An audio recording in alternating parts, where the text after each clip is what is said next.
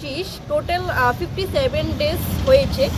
57 ডেজে main 21 যিনি রয়েছেন মৃণালকান্তি বর্মন, ওনাকে এখনও পুলিশ অ্যারেস্ট করেনি।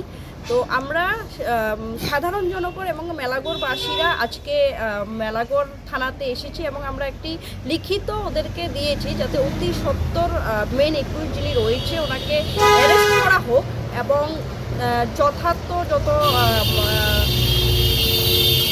মৃত্যুদণ্ড যাতে ওনাকে দেওয়া হয়, কারণ ওনার দুজন ছেলে মেয়ে রয়েছে। মেয়েটির বয়স রয়েছে 13 বছর এবং ছেলেটি হয়তো বা 11 বছর 6 বছর। তো সেক্ষেত্রে সে ছেলে মেয়ের নিজের চোখের সামনে দেখেনি, কিন্তু ছেলে মেয়ে আজকে আমাদের সামনে উপস্থিত হয়েছে।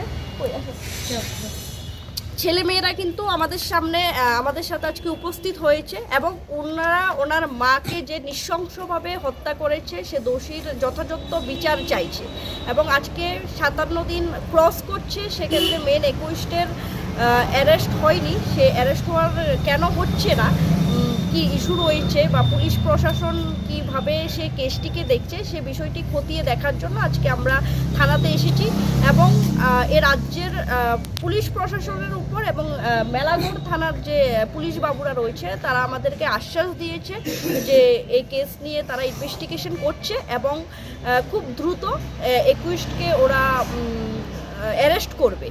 এবং আমরা যদি খুব দ্রুত 21কে অ্যারেস্ট না করা হয় তাহলে আগামী দিন কিন্তু আমরা এই যে পার্টিকুলার কেসটি রয়েছে সে কেসটি নিয়ে কিন্তু আমরা বৃহত্তর আন্দোলনে কিন্তু নামব।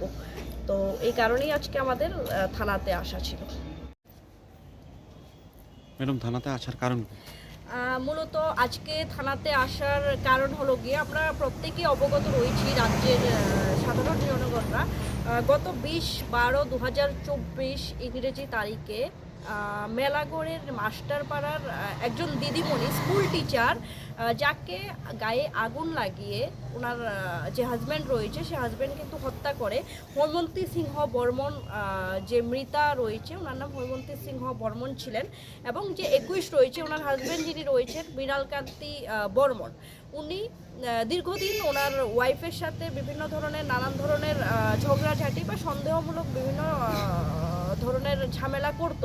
তারপর গত 20/12/2024 ওনার গায়ে আগুন জ্বালিয়ে ওনাকে নৃশংসভাবে কিন্তু হত্যা করা হয়।